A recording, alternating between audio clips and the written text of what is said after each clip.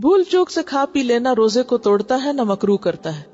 حضرت ابو ہریرہ رضی اللہ عنہ نبی اکرم صلی اللہ علیہ وسلم سے روایت کرتے ہیں کہ نبی اکرم صلی اللہ علیہ وسلم نے فرمایا جب کوئی بھول کر کھا پی لے تو اپنا روزہ پورا کرے کیونکہ اسے اللہ نے کھلایا پلایا ہے. اسے بخاری نے روایت کیا. یعنی اب کوئی یہ نہ سوچے کہ اچھا کھا تو چکے ہیں تو اور ہی کھا لیں، نہیں، جان کے کھانے سے پھر ٹوٹ جائے گا روزہ. مسواک کرنے سے روزہ مکروہ نہیں ہوتا. گرمی کی شدت سے روزہ دار سر میں پانی بہا سکتا ہے، اس سے روزہ مکروہ نہیں ہوتا. یعنی اگر سکن کے ذریعے کچھ پانی اندر چلا جاتا ہے تو اس سے روزہ مکروہ نہیں ہوتا، ایز لانگ ایز کہ آپ کے حلق سے نیچے کچھ نہ اترے. روزے کی حالت میں مزی خارج ہو یا احتلام ہو جائے تو روزہ ٹوٹتا ہے نہ مکروہ ہوتا ہے. یعنی اس سے روزہ نہ ٹوٹتا ہے نہ مکروہ ہوتا ہے. حضرت عبداللہ بن عباس اور اکرمہ فرماتے ہیں روزہ کسی چیز کے جسم میں داخل ہونے سے ٹوٹتا ہے، جسم سے خارج ہونے سے نہیں ٹوٹتا. ٹھیک ہے، یعنی جیسے ماں بچے کو دودھ پلاتی ہے یا انسان واش روم جاتا ہے یا پھر جسم سے کوئی اور مادہ نکل آتا ہے تو اس سے روزہ نہیں ٹوٹتا. سر میں تیل لگانے، کنگھی کرنے یا آنکھوں میں سرما لگانے سے روزہ مکروہ نہیں ہوتا. ہنڈیا کا ذائقہ چکھنا، تھوک نگلنا اور مکھی کے حلق میں چلے جانے سے روزہ مکروہ نہیں ہوتا. ذائقہ چکھ کے آگے کھانا نہیں، یعنی چکھ کے تھوک دے تو اور بات ہے، لیکن اگر اپنے منہ کی تھوک ہے وہ اگر اندر چلی گئی تو اس سے بھی روزہ نہیں ٹوٹتا. اس طرح مکھی مچھر وغیرہ بھی اگر گلے میں چلا جائے یا کوئی خاک وغیرہ. روزہ دار گرمی کی شدت میں کپڑا پانی میں تر کر کے بدن پہ رکھ سکتا ہے، اس سے روزہ مکروہ نہیں ہوتا. حضرت عبداللہ بن مسعود رضی اللہ عنہ فرماتے ہیں جب تم میں سے کوئی روزہ دار ہو تو اسے تیل کنگھی کر لینا چاہیے، یعنی اپنا حال حلیہ درست رکھے. حضرت حسن رضی اللہ عنہ فرماتے ہیں روزہ دار کے لیے ناک میں دوا ڈال لینے میں کوئی حرج نہیں بشرطے کہ حلق تک نہ پہنچے. نیز روزہ دار سرما لگا سکتا ہے. عبداللہ بن عباس فرماتے ہیں کہ روزہ دار ہنڈیا یا کسی دوسری چیز کا ذائقہ چکھ لے تو حرج نہیں، اسی لیے ٹوتھ پیسٹ کو بھی منع نہیں کیا جاتا. حضرت عطا رحمہ اللہ نے کہا روزہ دار اپنا تھوک نگل سکتا ہے. حضرت حسن نے کہا اگر مکھی روزہ دار کے حلق میں چلی جائے تو کوئی حرج نہیں. اگر کسی پر غسل فرض ہو لیکن دیر سے اٹھے تو سحری کھا کر غسل کر سکتا ہے، البتہ کھانے سے قبل وضو کر لینا چاہیے. حضرت ابوبکر بن عبد الرحمن رحمہ اللہ سے روایت ہے کہ میں اور میرے والد حضرت عائشہ کے پاس آئے. حضرت عائشہ نے بیان کیا میں گواہی دیتی ہوں کہ رسول اللہ صلی اللہ علیہ وسلم احتلام کے سبب سے نہیں بلکہ جماع کے سبب سے حالت جنابت میں صبح کرتے، غسل کیے بغیر روزہ رکھتے، بعد میں فجر سے پہلے غسل فرما لیتے. پھر ہم دونوں حضرت ام سلمہ کے پاس آئے اور انہوں نے بھی یہی بات کہی. اسے بخاری نے روایت کیا ہے.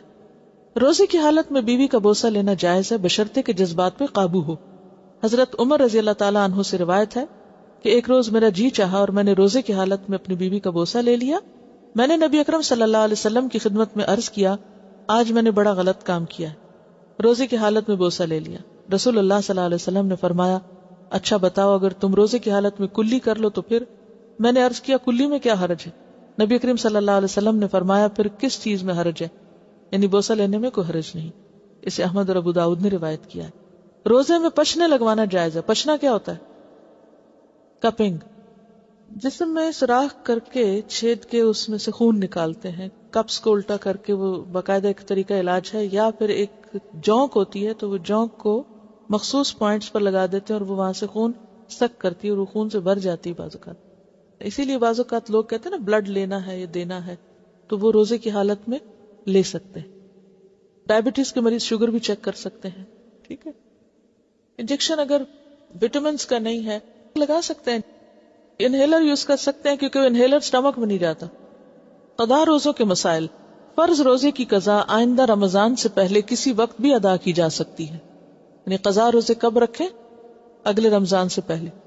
حضرت عائشہ رضی اللہ تعالی عنہا نے کہا رسول اللہ صلی اللہ علیہ وسلم نے فرمایا ہے کہ جو شخص مر جائے اور اس پر فرض روزے رکھنے باقی ہوں تو اس کا وارث اس کی طرف سے قضا روزے رکھے. اسے بخاری اور مسلم نے روایت کیا. لیکن اگر وارث میں بھی ہمت نہ ہو تو پھر فدیہ دے دیا جائے. نفلی روزے کی قضا ادا کرنی واجب نہیں ہے. یعنی اگر آپ نے نفلی روزہ رکھا اور توڑ دیا تو قضا رکھنا ضروری نہیں.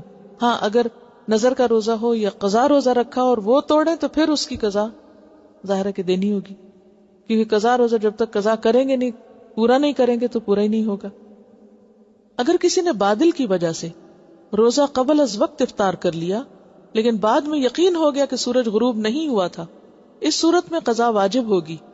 اسی طرح سحری کے وقت کھانا کھا لیا بعد میں یقین ہو گیا کہ صبح صادق ہو چکی تھی، اس صورت میں بھی قضا واجب ہوگی، کفارہ نہیں. یعنی اگر آپ نے لیٹ سحری کھائی اور بعد میں پتا چلا او ہو یہ تو وقت گزر چکا تھا، آپ نے 6:30 کو 5:30 سمجھا، تو اس صورت میں بعد میں پھر آپ اس روزے کی قضا دیں گے. سفر میں روزہ رکھنا اور چھوڑنا دونوں درست ہیں. حیض اور نفاس والی عورت کو مذکورہ حالت میں روزہ نہیں رکھنا چاہیے. حیض یا نفاس ختم ہونے کے بعد روزے کی قضا ادا کرنی ہوگی. صرف دودھ پلانے والی حاملہ عورت کو روزہ نہ رکھنے کی رخصت ہے، بعد میں صرف قضا ہوگی.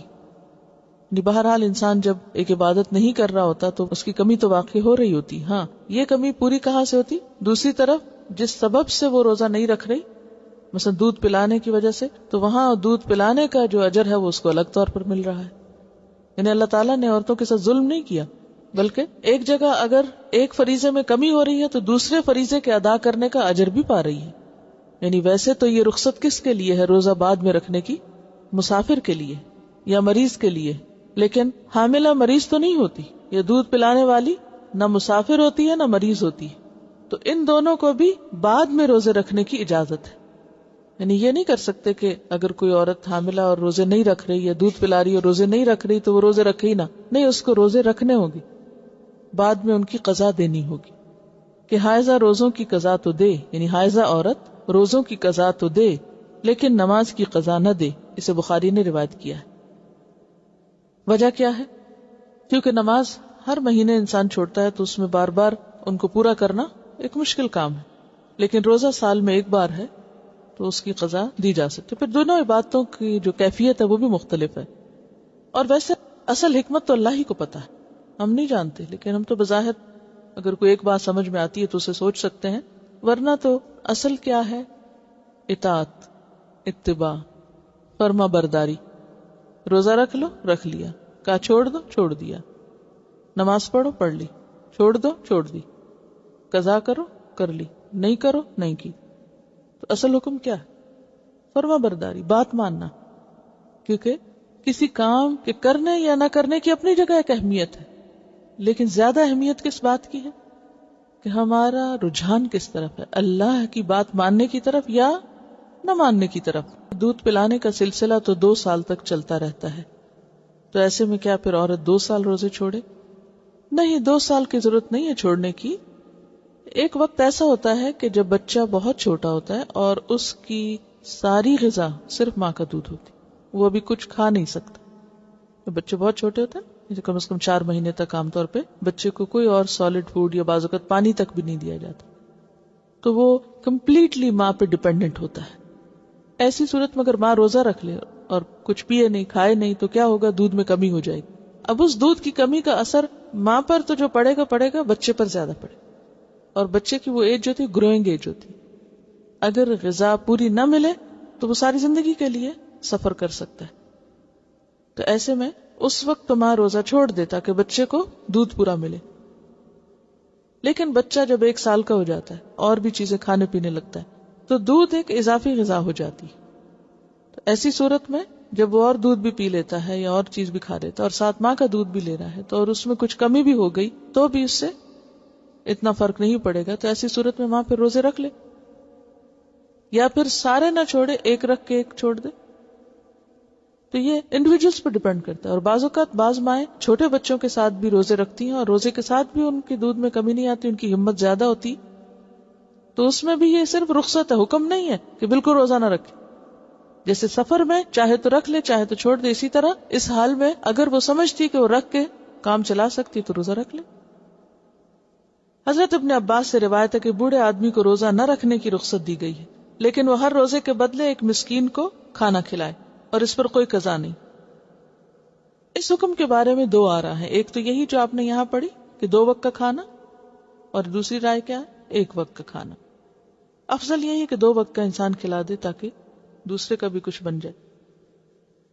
ایسے تمام امور جن میں روزے کی رخصت ہے، مثلا بیماری، سفر، بڑھاپا، جہاد، عورت کے معاملے میں حمل اور دودھ پلانے والی وغیرہ کے ہوتے ہوئے بھی کوئی شوق سے روزہ رکھ لے لیکن بعد میں روزہ نہ نبھا سکے تو روزہ توڑ دینا چاہیے. اس صورت میں صرف قضا ہوگی.